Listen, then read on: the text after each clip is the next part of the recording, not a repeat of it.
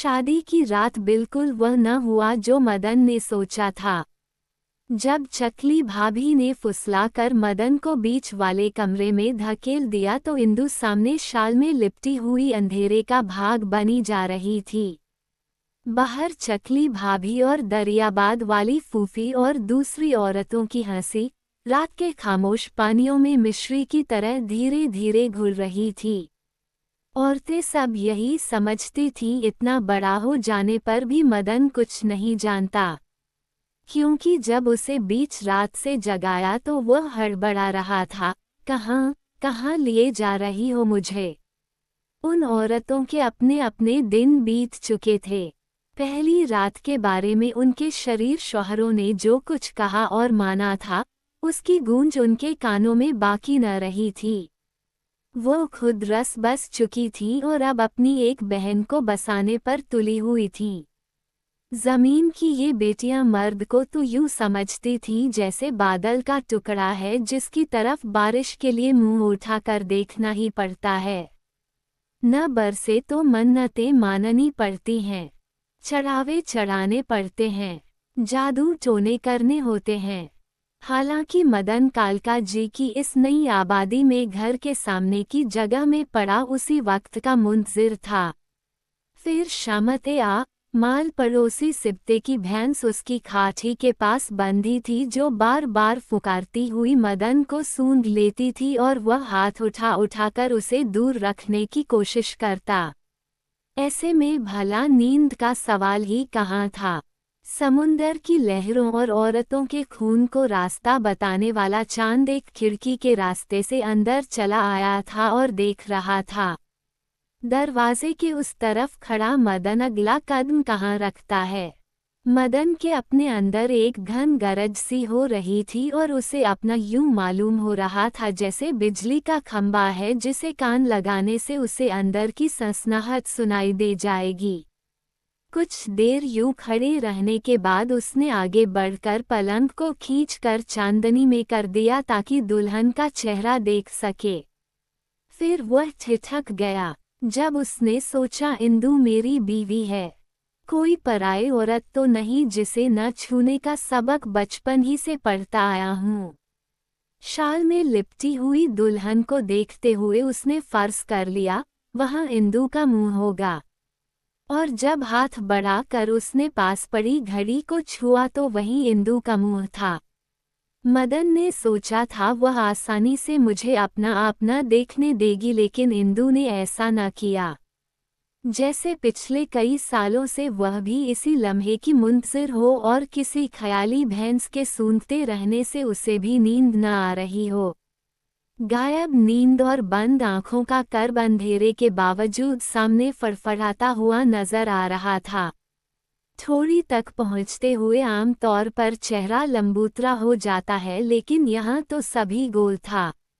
शायद इसीलिए चांदनी की तरफ गाल और होंठों के बीच एक साएदार खो सी बनी हुई थी, जैसे दो सरसब्ज और शादाब टीलों के बीच होती है।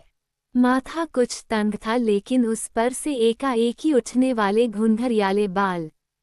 जब ही इंदु ने अपना चेहरा छुड़ा लिया जैसे वह देखने की इजाजत तो देती हो, लेकिन इतनी देर के लिए नहीं। आखिर शर्म की भी तो कोई हद होती है।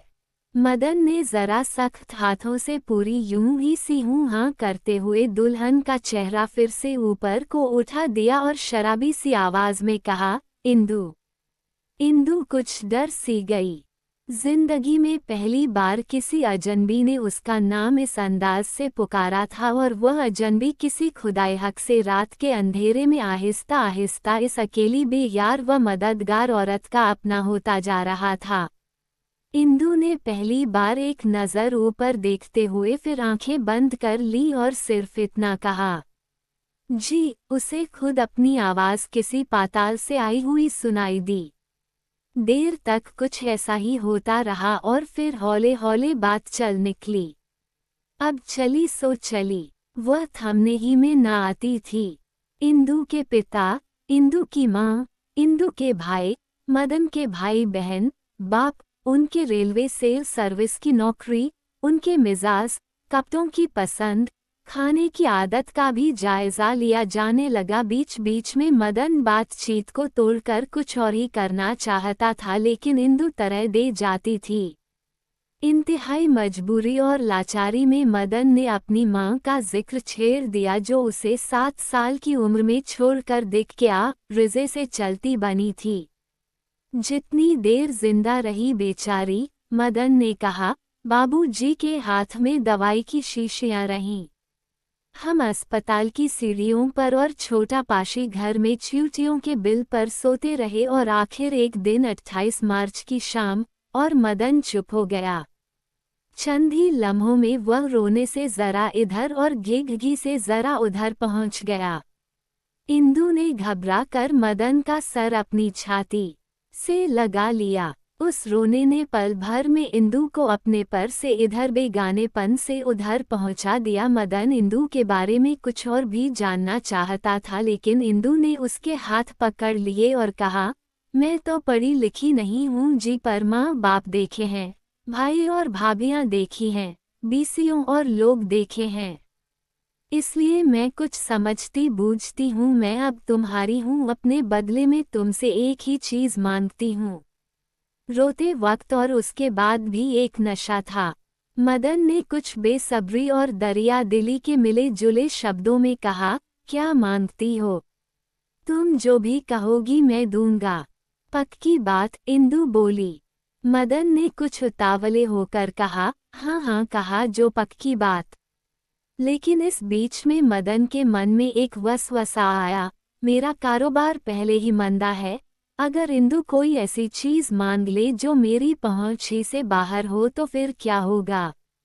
लेकिन इंदु ने मदन के सख्त और फैले हुए हाथों को अपने मुलायम हाथों से समेटते हुए उन पर अपने गाल रखते हुए कहा, तुम अपने दुख मुझे दे दो। मदन सख्त हैरान हुआ, साथ ही अपने आप पर एक बोझ उतरता हुआ महसूस हुआ। उसने चांदनी में एक बार फिर इंदु का चेहरा देखने की कोशिश की, लेकिन वह कुछ न जान पाया। उसने सोचा ये माँ या किसी सहेली का रटा हुआ फिक्रा होगा जो इंदु ने कह दिया। जब ही ये जलता हुआ आंसू मदन के हाथ की पुश्त पर गिरा, उसने इंदु को अपने साथ लिपटाते हुए कहा, दिए। लेकिन इन सब बातों ने मदन से उसकी बहिमियत छीन ली थी। मेहमान एक एक करके सब रुखसत हुए। चकली भाभी 2 बच्चों को उंगलियों से लगाए सीढ़ियों की ऊंच नीच से तीसरा पेट संभालती हुई चल दी।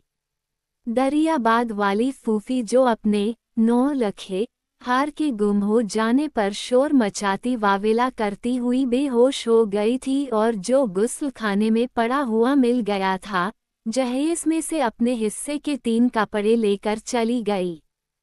फिर चाचा गए, जिनको उनके जेपी हो जाने की खबर तार के जरिए मिली थी, और जो शायद बदहवासी में मदन की बजाय दुल्हन का मुंह चूमने चले थे। घर में बूढ़ा बाप रह गया था और छोटे बहन भाई। छोटी दुलारी तो हर वक्त भाभी की ही बगल में घुसी रहती। गली मोहल्ले की कोई औरत दुल्हन को देखे या न देखे, देखे तो कितनी देर देखे, ये सब उसके इख्तियार में था। आखिर ये सब खत्म हुआ और आहिस्ता आहिस्ता पुरानी होने लगी, लेकिन काका जी की इस नई आबादी के लोग अब भी आ जाते। मदन तो उसके सामने रुक जाते और किसी भी बहाने से अदन चले आते। इंदु उन्हें देखते ही एकदम घूंघट खींच लेती, लेकिन उस छोटे से वक्फे में कुछ दिखाई दे जाता बिना घूंघट के दिखाई ही न दे सकता था। मदन का कारोबार गंदे बिरोजे का था। कहीं बड़ी सप्लाई वाले 2-3 जंगलों में चीड़ और देवदार के पेड़ों की जंगल में आग ने आ लिया था, और वह धड़ाधड़ जलते हुए खाक सियाह होकर रह गए थे। मैसूर और आसाम तरफ से मंगवाया हुआ बिरोजा महंगा पड़ता था, और लोग उसे महंगे दामों खरीदने को तैयार न थे। एक तो आमदनी कम हो गई थी, उस पर मदन जल्दी ही दुकान और उसके साथ वाला दफ्तर बंद करके घर चला आता।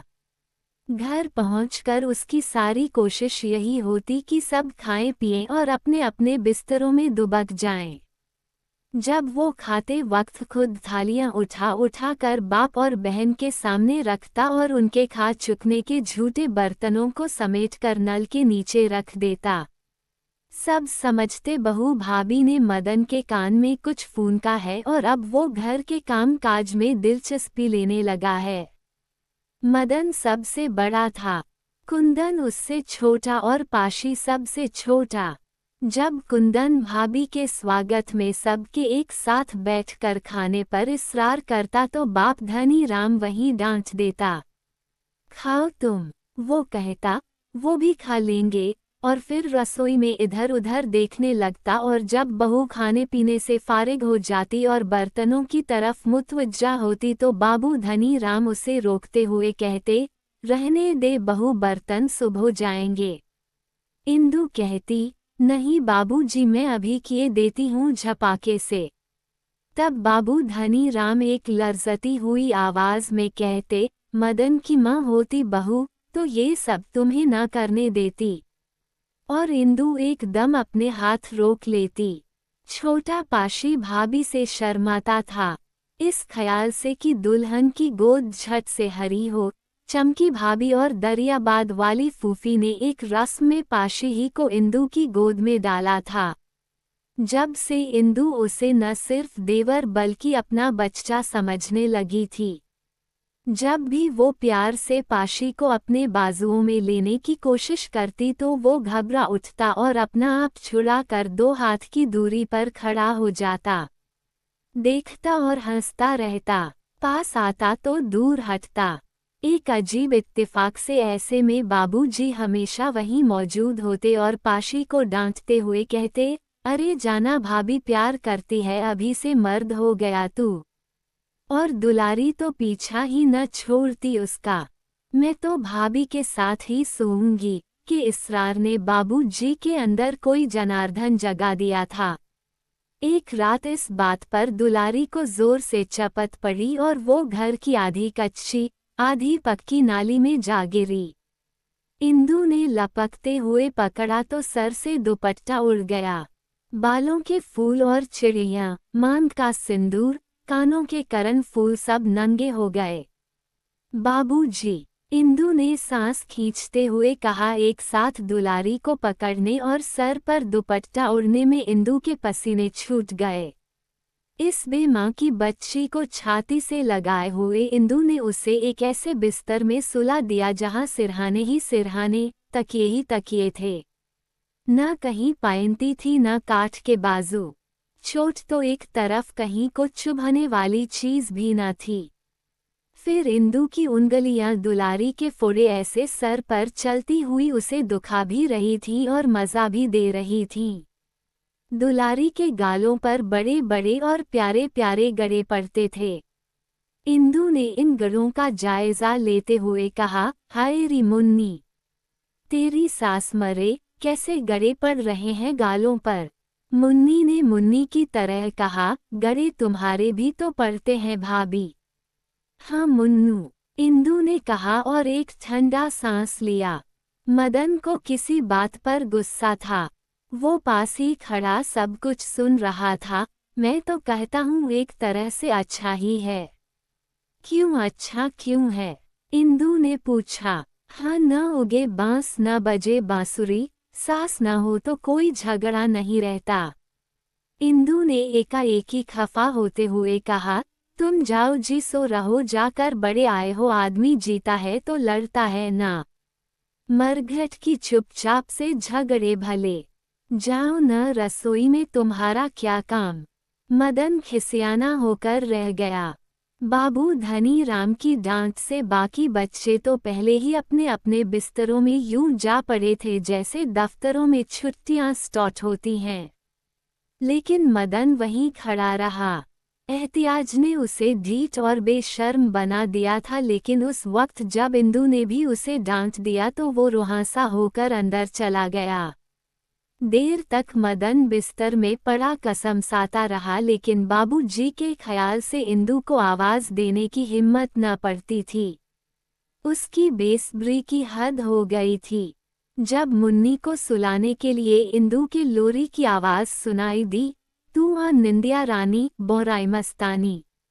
वही लोरी जो दुलारी मुन्नी को सुला रही थी, मदन की नींद भगा रही थी। अपने आप से बेजार होकर उसने जोर से चादर सर पर खींच ली। सफेद चादर के सर पर लपेटने और सांस के बंद करने से ख्वाह एक मुर्दे का तसव्वुर पैदा हो गया।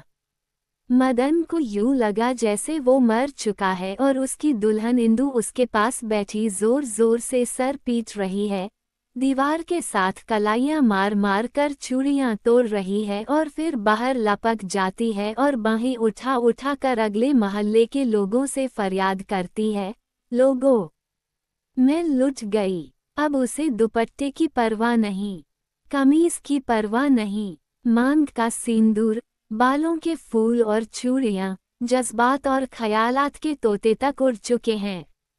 मदन की आंखों से बेतहाशा आंसू बह रहे थे। हालांकि रसोई में इंदु हंस रही थी, पल भर में अपने सुहाग के उजड़ने और फिर बस जाने से बेखबर। मदन जब हकायक की दुनिया में वापस आया तो आंसू पोंछते हुए अपने उस रोने पर हंसने लगा। उधर इंदु तो हंस रही थी लेकिन उसकी हंसी दबी दबी थी। बाबूजी के ख्याल से वो कभी ऊंची आवाज में न हंसती थी जैसे खिलखिलाहट कोई नंगापन है, खामोशी, दुपट्टा और दबी दबी हंसी एक घूंघट। फिर मदन ने इंदु का एक ख्याली बुत बनाया और उससे बीसियों बातें कर डाली। यूं उससे प्यार किया जैसे अभी तक न किया था। वो फिर अपनी दुनिया में लौटा जिसमें साथ का बिस्तर खाली था। उसने हौले से आवाज दी, इंदु एक ऊँख सी आई लेकिन साथ ही यूं लगा जैसे शादी की रात वाली पड़ोसी सिबते की भैंस मुंह के पास फुकारने लगी है। वो एक बेकली के आलम में उठा, फिर रसोई की तरफ देखते सर को खुजाते हुए 2-3 जमाइयां लेकर लेट गया, सो गया। मदन जैसे कानों को कोई संदेशा देकर सोया था। जब इंदु की चूड़ियां बिस्तर की सल्फटें सीधी करने से खनक उठी तो वो भी हड़बड़ा कर उठ बैठा। यूं एकदम जागने में मोहब्बत का जज्बा और भी तेज हो गया था। प्यार की करवटों को तोड़े बगैर आदमी सो जाए और एकाएक ही उठे तो मोहब्बत दम तोड़ देती है। मदन का सारा बदन अंदर की आग से फूंक रहा था और यही उसके गुस्से का कारण बन गया। जब उसने बौखलाए हुए अंदाज में कहा, सो तुम आ गई? हाँ, मुन्नी मर गई। इंदु झुकी झुकी एकदम सीधी खड़ी हो गई। हाय राम, उसने नाक पर उंगली रखते हुए हाथ मलते हुए कहा, क्या कह रहे हो? मरे क्यों बेचारी? माँ बाप की एक ही बेटी। हाँ, मदन ने कहा, भाभी की एक ही नंद। और एकदम तहकुमाना लहजा इख्तियार करते हुए बोला, ज्यादा मुंह मत लगाओ उस चुड़ैल को। क्यों, उसमें क्या पाप है? यही पाप है, मदन ने और चिढ़ते हुए कह, वो पीछा ही नहीं छोड़ती तुम्हारा। जब देखो जोंक की तरह चिती हुई है, दफान ही नहीं होती। हाँ, इंदु ने मदन की चारपाई पर बैठते हुए कहा, बहनों और बेटियों को यूं तो धुतकारना नहीं चाहिए। बेचारी 2 दिन की मेहमान, आज नहीं तो कल, कल नहीं तो परसों, एक दिन तो चल ही देगी। उसके बाद इंदु कुछ कहना चाहती थी लेकिन वो चुप हो गई। उसकी आंखों के सामने अपने माँ बाप, भाई बहन, चचा भी घूम गए। कभी वो भी उनकी दुलारी थी जो पलक झपकते ही न्यारी हो गई। और फिर दिन रात उसके निकाले जाने की बातें होने लगीं। जैसे घर में कोई बड़ी सी बांबी है जिसमें कोई नागिन रहती है और जब तक वो पकड़कर फिनकवाई नहीं जाती, घर के लोग आराम की नींद सो नहीं सकते। दूर दूर से कीलने वाले, नथन करने वाले, दांत फोड़ने वाले मांदरी बुलवाए गए और बड़े धतूरे और मोती सागर। आखिर एक दिन उत्तर पश्चिम की तरफ से लाल आंधी आई जो साफ हुई तो एक लारी खड़ी थी जिसमें गोटे किनारी में लिपटी हुई एक दुल्हन बैठी थी। पीछे घर में एक सर पर बुझती हुई शहनाई बीन की आवाज मालूम हो रही थी। फिर एक धचके के साथ लारी चल दी। मदन ने कुछ बरअफ़रोख्तगी के आलम में कहा, तुम औरतें बड़ी चालाक होती हो। अभी कल ही इस घर में आई हो और यहाँ के सब लोग तुम्हें हमसे ज्यादा प्यार करने लगते हैं। हाँ, इंदु ने इस बात में कहा, ये सब झूठ है, ये हो ही नहीं सकता। तुम्हारा मतलब है मैं दिखावा है ये सब? हाँ। अच्छा जी, इंदु ने आंखों में आंसू लाते हुए कहा, ये सब दिखावा है मेरा। और इंदु उठकर अपने बिस्तर में चली गई और सिरहाने में मुंह छुपा कर सिसकियां भरने लगी। मदन उसे मनाने वाला ही था कि इंदु खुद ही उठकर मदन के पास आ गई और सख्ती से उसका हाथ पकड़ते हुए बोली, तुम जो हर वक्त जली कटी कहते रहते हो, हुआ क्या है तुम्हें? शोहराना रौब दाब के लिए मदन के हाथ बहाना आ गया था। जाओ जाओ, सो जाओ जाके। मदन ने कहा, मुझे तुमसे कुछ नहीं लेना। तुम्हें कुछ नहीं लेना, मुझे तो लेना है। इंदु बोली, जिंदगी भर लेना है, और वो छीना झपटी करने लगी। मदन उसे धुतकारता था और वो उससे लिपट लिपट जाती थी। वो उस मछली की तरह थी जो बहाव में बह जाने की बजाय आबशार के तेज धारे को काटती हुई ऊपर ही ऊपर पहुंचना चाहती हो। चुटकियां लेते हुए, हाथ पकड़ती, रोती हंसती वो कह रही थी, फिर मुझे फाफा कुछ नहीं कहोगे? वो तो सभी औरतें होती हैं। ठहरो, तुम्हारी तो यूं मालूम हुआ जैसे इंदु कोई गाली देने वाली हो और उसने मुंह में कुछ मिनमिनाया भी। मदन ने मुड़ते हुए कहा, क्या कहा? और इंदु ने अब की सुनाई देने वाली आवाज में दोहराया। मदन खिलखिलाकर हंस पड़ा। अगले ही लम्हे इंदु मदन के बाजुओं में थी और कह रही थी, तुम मर्द लोग क्या जानो? जिससे प्यार होता है उसके सभी अजीज प्यारे मालूम होते हैं। क्या बाप, क्या भाई और क्या बहन। और एकाएकी कहीं दूर से देखते हुए बोली, मैं तो दुलारी मुन्नी का ब्याह करूंगी। हद हो गई, मदन ने कहा, अभी एक हाथ की हुई नहीं और ब्याह की सोचने लगी। तुम्हें एक हाथ की लगती है ना? इंदु बोली और फिर अपने हाथ मदन की आंखों पर रखते हुए कहने लगी, जरा आंखें बंद करो और फिर खोलो। मदन ने सचमुच ही आंखें बंद कर ली और जब कुछ देर तक न खोली तो इंदु बोली, अब खोलो भी। इतनी देर में तो मैं बूढ़ी हो जाऊंगी। जब ही मदन ने आंखें खोल दी, लम्हा भर के लिए उसे यूं लगा जैसे सामने इंदु नहीं मुन्नी बैठी है और वो खो सा गया। मैंने तो अभी से 4 सूट और कुछ बर्तन अलग कर डाले हैं इसके लिए। और जब मदन ने कोई जवाब न दिया तो उसे झिंझुरते हुए बोली, तुम क्यों परेशान होते हो? याद नहीं अपना वचन? तुम अपने दुख मुझे दे चुके हो। मदन ने चौंकते हुए कहा और जैसे बेफिक्र हो गया, लेकिन अब के जब उसने इंदु को अपने साथ लिपटाया तो वहां एक जिस्म ही नहीं रह गया था, साथ एक रूह भी शामिल हो गई थी। मदन के लिए इंदु रूह ही रूह थी। इंदु का जिस्म भी था, लेकिन हमेशा किसी न किसी वजह से मदन की नजरों से ओझल ही रहा।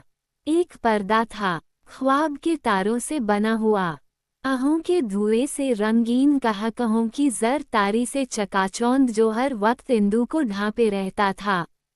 मदन की निगाहों और उसके हाथों के दुशासन सदियों से द्रौपदी का चीर हरण करते आए थे, जो कि हरफे आम में बीवी कहलाती है, लेकिन हमेशा उसे आसमानों से थानों के थान, गजों के गज, कपड़ा नंगापन ढांपने के लिए मिलता आया था।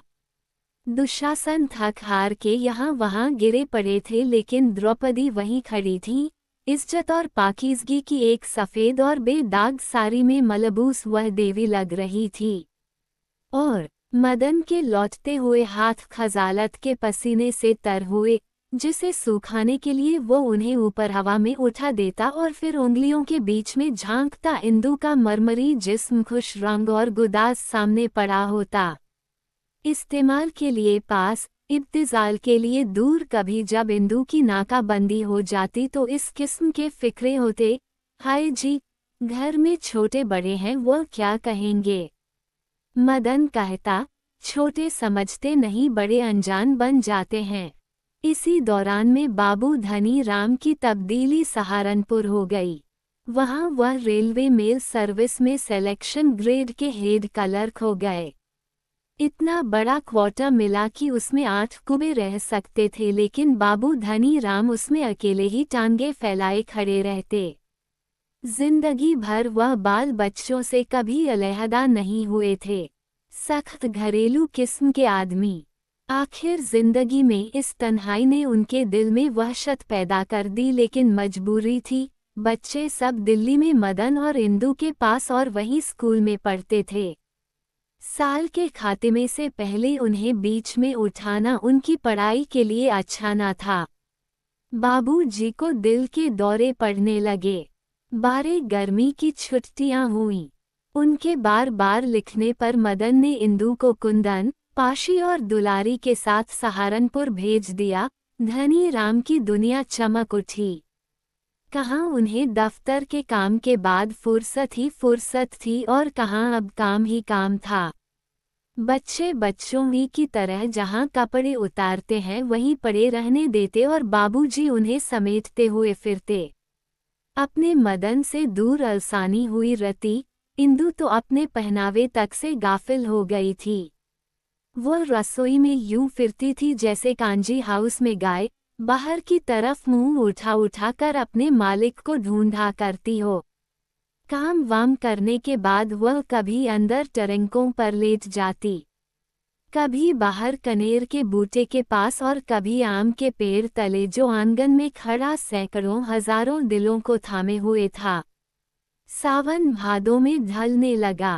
आंगन में बाहर का दरीचा खुलता तो कंवारियां, नई ब्याही हुई लड़कियां पेंग बढ़ाते हुए गाती, झूला कीने डारो रे अमरियां। और फिर गीत के बोल के मुताबिक 2 झूलती और 2 झुलाती और कहीं 4 मिल जाती तो भूल भुलैया हो जाती। अधेड़ उम्र की बूढ़ी औरतें एक तरफ खड़ी तका करती। इंदु को मालूम होता जैसे वह भी उनमें शामिल हो गई है। जब ही वह मुंह फेर लेती और ठंडी सांसें भरती हुई सो जाती। बाबूजी पास से गुजरते तो उसे जगाने उठाने की जरा भी कोशिश न करते, बल्कि मौका न पाकर उस शलवार को जो बहू धोती से बदल आती और जिसे वो हमेशा अपनी सास वाले पुराने संदल के संदूक पर फेंक देती, उठाकर खूंटी पर लटका देते। ऐसे में इन्हीं सब से नजरें बचाना पड़ती, लेकिन अभी शलवार को समेटकर मुड़ते ही तो नीचे कोने में निगाह बहू के महरम पर पड़ जाती। तब उनकी हिम्मत जवाब दे जाती और वो शिताबी कमरे से निकल भागते जैसे सांप का बच्चा बिल से बाहर आ गया हो। फिर बरामदे में उनकी आवाज सुनाई देने लगी, ओम नमो भगवते वासुदेवा। अड़ोस पड़ोस की औरतों ने बाबूजी की बहू की खूबसूरती की दास्तानें दूर दूर तक पहुंचा दी थीं। जब कोई औरत बाबूजी के सामने बहू के प्यारेपन और सुडौल जिस्म की बातें करती तो वो खुशी से फूल जाते और कहते, हम तो धन्य हो गए अमी चंद की माँ। शुक्र है हमारे घर में भी कोई सेहत वाला जीव आया। और ये कहते हुए उनकी निगाहें कहीं दूर पहुंच जातीं, जहां दिख के आरिज़े थे। दवाई की शीशियां, अस्पताल की सीढ़ियां या चोटियों के बिल। निगाह करीब आती तो मोटे मोटे गदराए हुए जिस्म वाले कई बच्चे बगल में जांघ पर, गर्दन पर चढ़ते उतरते हुए महसूस होते और ऐसा मालूम होता जैसे अभी और आ रहे हैं। पहलू पर लेटी हुई बहू की कमर जमीन के साथ और कूल्हे छत के साथ लग रहे हैं और वो धड़ाधड़ बच्चे जनती जा रही है और उन बच्चों की उम्र में कोई फर्क नहीं। कोई बड़ा है न छोटा, सभी एक से जुड़वां तवाम। ओम नमो भगवते। आस पास के सब लोग जान गए थे, इंदु बाबूजी की चहेती बहू है। चुनाचे दूध और छाछ के मटके धनी राम के घर आने लगे और फिर एकदम सलामदीन गुजर ने फरमाइश कर दी। इंदु से कहा, बीबी मेरा बेटा RMS में कुली रखवा दो, अल्लाह तुमको अच्छा देगा। इंदु के इशारे की देर थी कि सलाम दीन का बेटा नौकर हो गया। वो भी सार्चा, जो न हो सका उसकी किस्मत, आसामियां ज्यादा न थीं। बहू के खाने पीने और उसकी सेहत का बाबूजी ख्याल रखते थे। दूध पीने से इंदु को चिढ़ थी। वो रात के वक्त खुद दूध को बालाई में फेंट, गिलास में डाल, बहू को पिलाने के लिए उसकी खटिया के पास आ जाते। इंदु अपने आप को समेटते हुए उठती और कहती, नहीं बाबूजी, मुझसे नहीं पिया जाता। तेरा तो ससुर भी पिएगा, वो मजाक से कहते। तो फिर आप पी लीजिए ना। इंदु हंसती हुई जवाब देती और बाबूजी एक मसनूई गुस्से से बरस पड़ते। तू चाहती है बाद में तेरी भी वही हालत हो जो तेरी सास की हुई। हूँ। इंदु लाड से रूठने लगी। आखिर क्यों न रूठती? वो लोग नहीं रूठते जिन्हें मनाने वाला कोई न हो, लेकिन यहाँ मनाने वाले सब थे, रूठने वाला सिर्फ एक।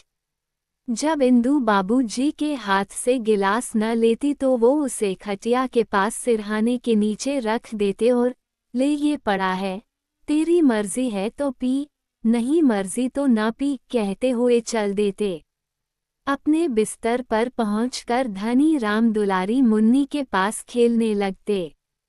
दुलारी को बाबूजी के नंगे पिंडे के साथ पिंडा घुसाने और फिर पेट पर मुंह रखकर फनकड़ा फुलाने की आदत थी। आज जब बाबूजी और मुन्नी ये खेल खेल रहे थे, हंस हंसा रहे थे, तो मुन्नी ने भाभी की तरफ देखते हुए कहा, दूध तो खराब हो जाएगा बाबूजी। भाभी तो पीती ही नहीं।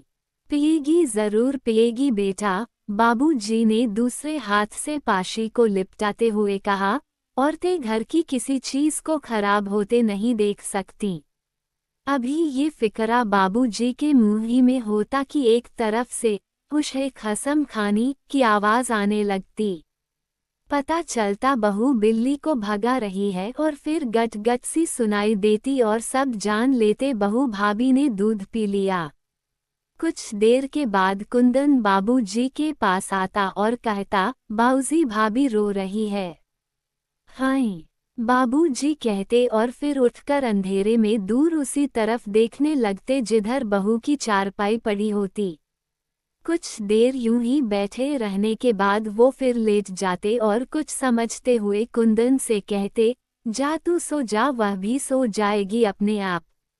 और फिर लेटते हुए बाबू धनी राम आसमान पर खुले हुए परमात्मा के गुलजार को देखने लगते और अपने मन में भगवान से पूछते, चांदी के इन खुलते बंद होते हुए फूलों में मेरा फूल कहाँ है? और फिर पूरा आसमान उन्हें दर्द का एक दरिया दिखाई देने लगता और कानों में मुसलसल एक हाओ हू की आवाज सुनाई देती, जिसे सुनते हुए वो कहते, जब से दुनिया बनी है इंसान कितना रोया है। और रोते रोते सो जाते। इंदु के जाने से 20-25 रोज ही में मदन ने वावेला शुरू कर दिया। उसने लिखा, मैं बाजार की रोटियां खाते खाते तंग आ गया हूँ। मुझे कब्ज हो गई है। गुर्दे का दर्द शुरू हो गया है। फिर जैसे दफ्तर के लोग छुट्टी की अर्जी के साथ डॉक्टर का सर्टिफिकेट भेज देते हैं, मदन ने बाबूजी को एक दूसरे से तस्दीक की चिट्ठी लिखवा भेजी। उस पर भी जब कुछ न हुआ तो एक डबल तार जवाबी तार के पैसे मारे गए, लेकिन बला से इंदु और बच्चे लौट आए थे। मदन ने इंदु से 2 दिन सीधे मुंह बात ही न की। ये दुख भी इंदु ही का था। एक दिन मदन को अकेले में पाकर वो पकड़ बैठी और बोली, इतना मुंह फुलाए बैठे हो, मैंने क्या किया है? मदन ने अपने आप को छुड़ाते हुए कहा, छोड़, दूर हो जा मेरी आंखों से कमीनी। यही कहने के लिए इतनी दूर से बुलवाया है। हटाओ अब, खबरदार, ये सब तुम्हारा ही किया धरा है। जो तुम आना चाहती तो क्या बाबूजी रोक लेते? इंदु ने बेबसी से कहा, हाय जी, तुम बच्चों की सी बातें करते हो। मैं उन्हें भला कैसे कह सकती थी? सच पूछो तो तुमने मुझे बुलवाकर बाबूजी पर तो बड़ा जुल्म किया है। क्या मतलब? मतलब कुछ नहीं, उनका जी बहुत लगा हुआ था बाल बच्चों में। और मेरा जी, तुम्हारा जी, तुम तो कहीं भी लगा सकते